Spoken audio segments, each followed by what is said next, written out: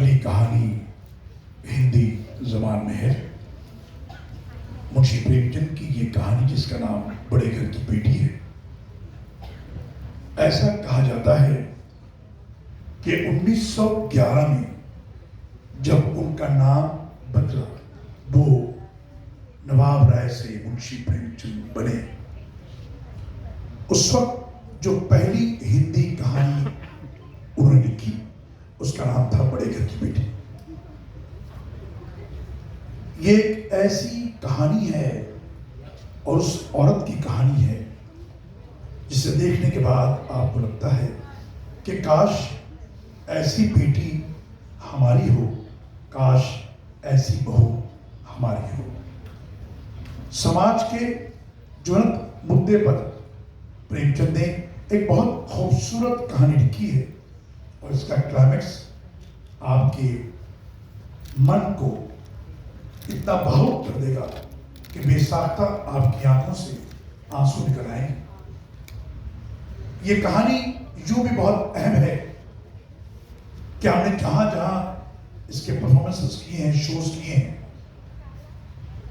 इसे दोबारा करने की गुजारिश की गई। कई बार हमने कई ऐसे शोज हैं जहां इसका परफॉर्मेंस 2 बार हुआ है। एक बार तो हमने किया और एक बार पब्लिक के कहने पर हमने दोबारा किया। एक चुभता हुआ सुलगता हुआ मसला, बहू चाहे दुनिया के किसी भी मुल्क की हो, उसकी बेइज्जती कभी बर्दाश्त नहीं की जाती। और खासतौर पर नॉर्थ इंडिया में तो भाभी को मां का दर्जा दिया गया है और मां के साथ बदसलूकी, बदतमीजी कभी भी हम बर्दाश्त नहीं कर सकते। आइए देखते हैं मुंशी प्रेमचंद की एक बहुत खूबसूरत कहानी। नाटक का नाम है बड़े घर की बेटी।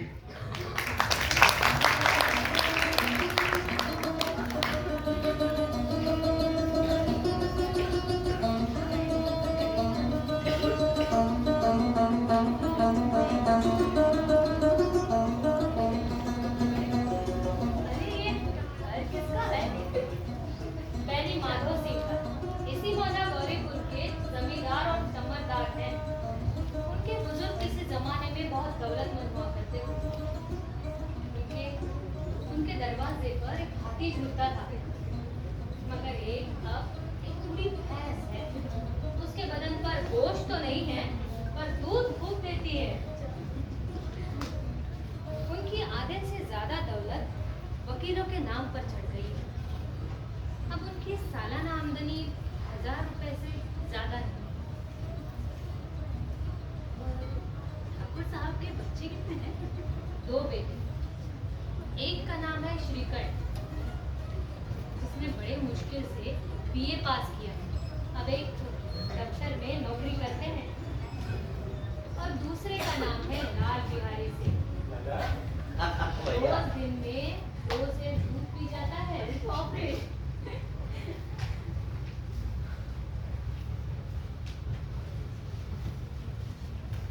मुझे खाने पीने का कोई विशेष शौक नहीं। फुर्सत के क्षणों में मैं आयुर्वेदिक दवाओं के बारे में मालूमात जमा करता हूँ। कलकत्ता और लाहौर के वैदों से मेरी खतो किताबत होती रहती है। हालांकि उन्होंने अंग्रेजी में तालीम हासिल की, पर वो अंग्रेजी के सख्त खिलाफ है।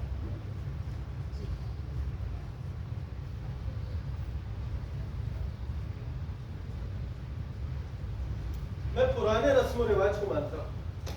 पूरे परिवार को एक साथ एक घर में एक छत के नीचे रहना चाहिए, जिसे मानता हूँ और इसका अनुसरण भी करता हूँ।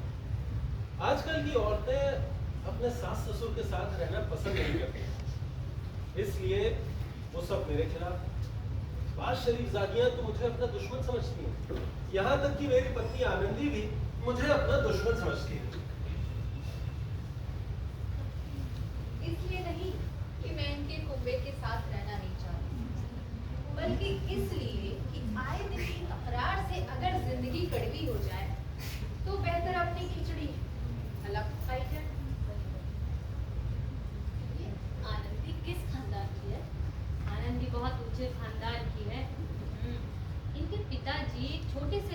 के ताल्लुकदार हैं।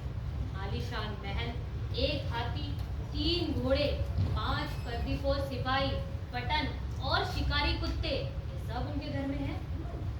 और उनका नाम क्या है? भोग सिंह। और उनकी औलादें कितनी हुई? 7 लड़कियां हुई और सबकी शादियां अच्छे घरों में। लेकिन जब मैं यहाँ आई तो यहाँ का रंग ढंग कुछ और ही था। जिन दिलचस्पियों की मैं बचपन से आती थी उनका तो यहाँ वजूद भी नहीं। हाथी घोड़े तो बस ये ख्वाब थे। जो रेशमी स्लीपर में साथ ले आई थी उसे संदूक से निकालना भी नसीब ना हुआ था। मैं सुबह शाम अपने बाग की सैर किया करती थी, मगर यहाँ बाग क्या, घर में ठीक से खिड़की भी ना थी। मगर मैंने खुद को माहौल में ढाल लिया था।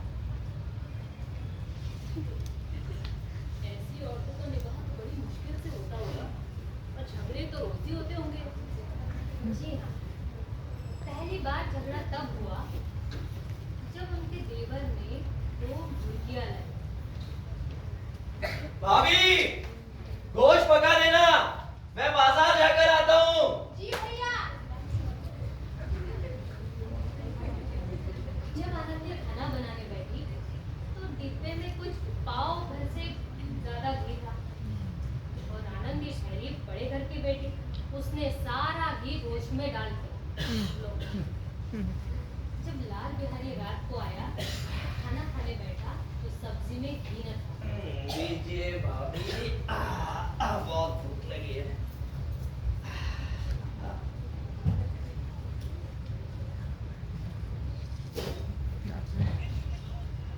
ये क्या भाभी, सब्जी में तो घी ही नहीं है। घी तो सब गोश्त में पड़ गया। सारा गोश्त में डाल दिया, अभी परसों ही तो आया था। देवर जी, आध पाव तो घी था, वो सब मैंने गोश्त में डाल दिया। सारा घी गोश्त में डाल दिया। लगता है तुम्हारे मायके में घी की नदियां बहती है। हाथी मरा भी ना तो 1.25 लाख का। वहाँ इतना घी रोज नाई कार खा जाते हैं और कोई पूछता तक नहीं है। जी में आता है तालू से तुम्हारी जुबान खींच लूं। अगर आज वो यहाँ होते ना तो तुम्हारी इस बदतमीजी का तुम्हें मजा सिखा देते। जिनके दम पर उछल रही हो ना, उसे भी देख लूंगा और तुम्हें भी।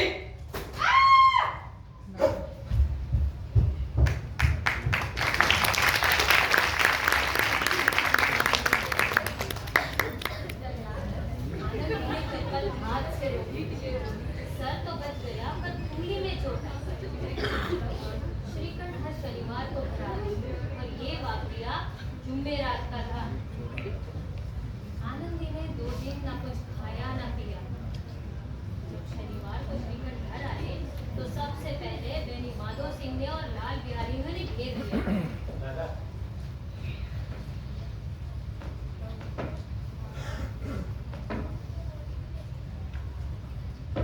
भैया, अपने घर पर समझा दीजिएगा, जबान संभाल कर बात किया करे, वरना किसी दिन खून खराबा हो जाएगा।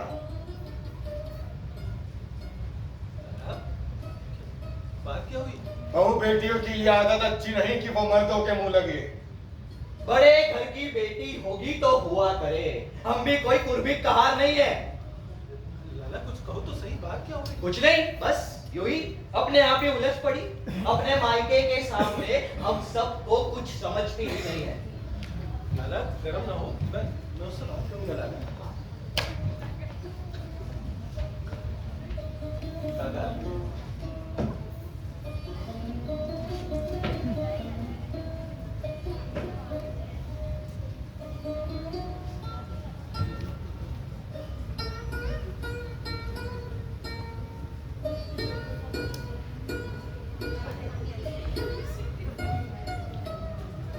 कहिए, मिजाज तो अच्छे हैं। हाँ, बहुत अच्छे हैं। ये तुमने घर में क्या तूफान मचा रखा है? जिसने तुमसे आग लगाई है ना, उसे पाओ तो उसका मुंह झुलस दूं। इस तरह तेज क्यों होती? बात तो कहो, हुआ क्या? क्या कहूँ, किस्मत की खूबी है, वरना एक गंवार लौंडा जिसे चपरासी गिरी भी करने की तमीज ना हो, मुझे चप्पल से मारकर यूं करता ना फिरता, गोटियां नुचवा लेती उसकी। और तुम पूछते हो तूफान क्यों मचा रखा है? पहेलियां ना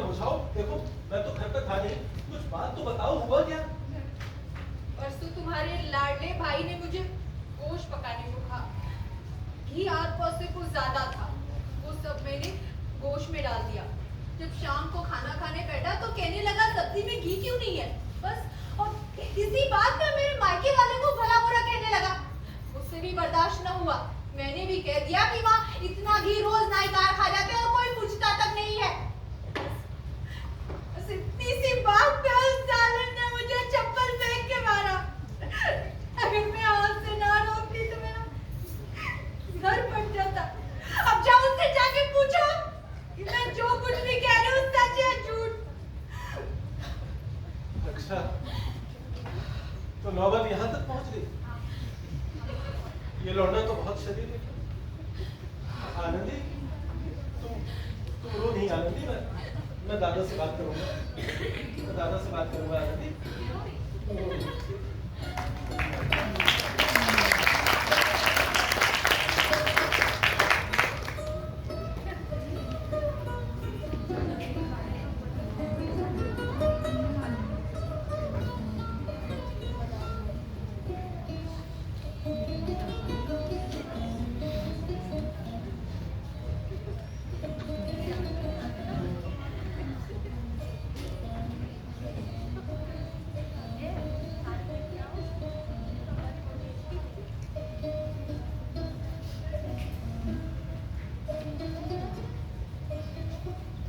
अरे बेटा श्रीकर, आओ बैठो। दादा, दादा, अब मेरा इस घर में निवाह ना होगा। ऐसी बातों के सख्त खिलाफ थे और वो तो जॉइंट फैमिली को सपोर्ट करते थे। तो फिर अचानक ऐसा क्या हुआ जो अपना ही घर तोड़ दे, अपने पिता के पास पहुंच गए? हाँ भाई, जब उनका कोई दोस्त ऐसा कहता तो उससे कहते कि तुम सब बीवियों के गुलाम हो, उनको अपने काबू में रखने के बजाय उनके काबू में हो जाते हो। अजी, नसीहत देने वाले की जबान तब तक चलती है जब तक इश्क के करिश्मों से वो बेखबर रहता है। सही कहा आपने। मैं जान सकता हूँ आखिर क्यों? वो इसीलिए दादा कि मुझे अपनी इज्जत और आबरू का कुछ थोड़ा बहुत ख्याल है। आपके घर में अब हठधर्मी का व्यवहार किया जाता है। जिन लोगों को बड़ों की इज्जत करना चाहिए वो उनके मुंह लगते हैं। मैं तो दूसरे का गुलाम ठहरा दादा, घर पे रहता नहीं। और यहाँ मेरे पीछे घर की औरतों पे जूते और चप्पलों की बौछार होती है। कड़ी बात कोई कह जाए तो मैं जब्त कर सकता हूँ दादा, लेकिन ये नहीं हो सकता कि मेरे ऊपर लात और घूसे चले और मैं दम न लूं। बेटे, तुम अक्लमंद होकर ऐसी बातें करते हो। औरतें इसी तरह घर को तबाह करती है। उनका मिजाज ज्यादा बढ़ाना अच्छी बात नहीं है। इतना मैं भी जानता हूँ दादा, आपकी दुआ से ऐसा अहमक नहीं हूँ। और आप अच्छी तरह से जानते हैं कि मैंने खुद इस गांव के न जाने कितने खानदानों को अलैहदगी की आफतों से बचाया है। लेकिन जिस औरत की इज्जत और आबरू का मैं ऊपर वाले के दरबार में जिम्मेदार हूँ, उसके साथ ऐसा सालिमाना बर्ताव मैं हरगिज़ बर्दाश्त नहीं कर सकता दादा। बेटे, तुम्हारा छोटा भाई है, उससे जो कुछ भूल चूक हो गई है उसे माफ करो, लेकिन मैं लाल बिहारी को अपना भाई नहीं समझता। अपनी औरत की वजह से नहीं, उसकी गुस्ताखी और बेरहमी की वजह से। जब गांव की औरतों ने ये सब सुना तो बहुत खुश हो गई। गांव में कुछ लोग ऐसे भी थे जो इनके परिवार के अखंडता पर जलते थे। उस दिन पहले माधव सिंह से मिलने कोई ना कोई आ ही रहा था, किसी न किसी बहाने से। कोई हुक्का पीने आ रहा था,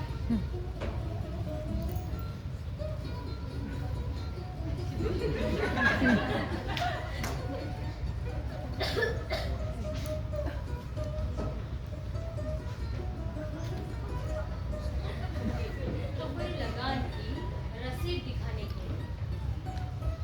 लेकिन दरअसल वो सब अंदर की बात जानना चाहते थे।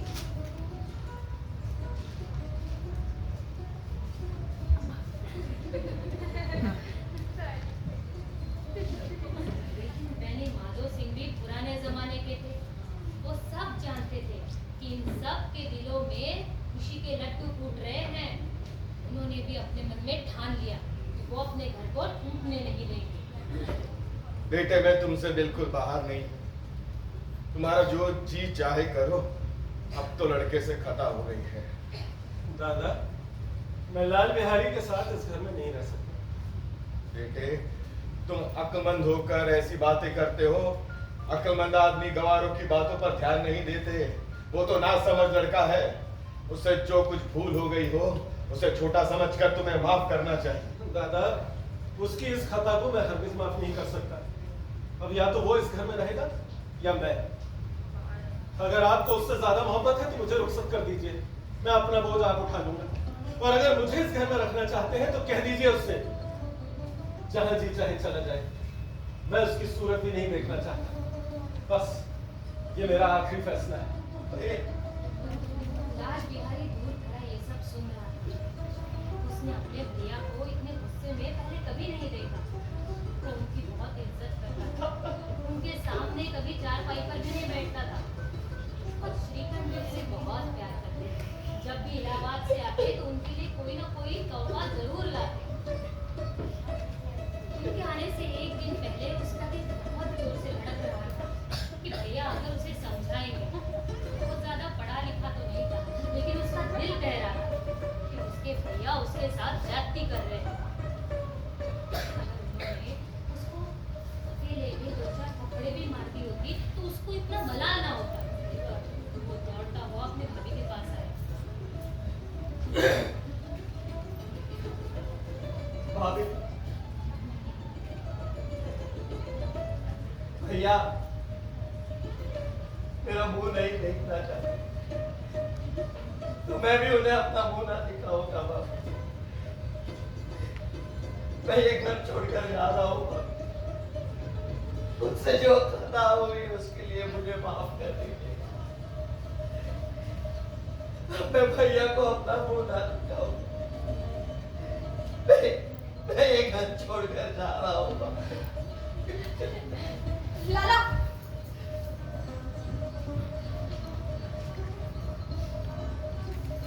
मैं क्या कहती हूँ, ये आनंदी तो बहुत अच्छी औरत है, तो फिर क्या इसे अपने किए पर पछतावा ना हुआ? हुआ, बहुत हुआ। उसने कभी ख्वाबों ख्यालों में भी नहीं सोचा था कि ये मामला इतना बढ़ जाएगा। वो दिल ही दिल में अपने पति पर झुंझला रही थी। मगर उसे ये भी खौफ था कि कहीं श्रीखंड उसे इलाहाबाद चलने के लिए ना कहे। वो डरते डरते अपने पति के पास पहुंची।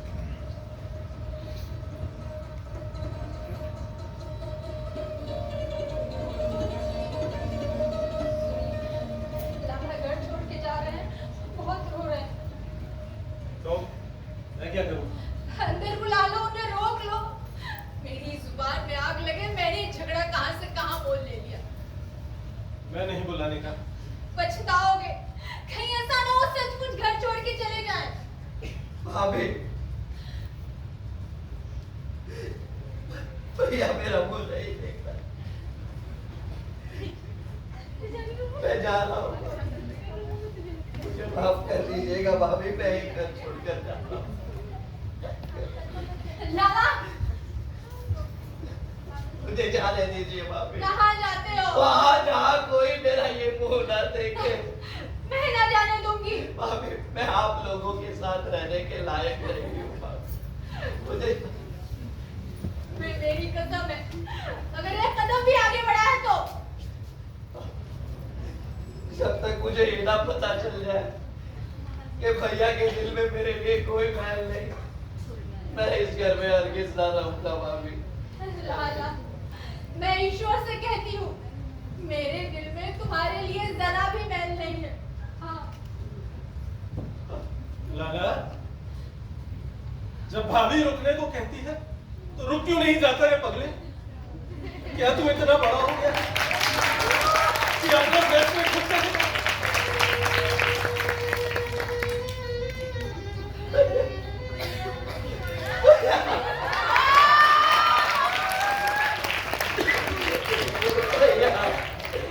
फिर कभी ना कहना कि आप मेरा मुंह नहीं देखना।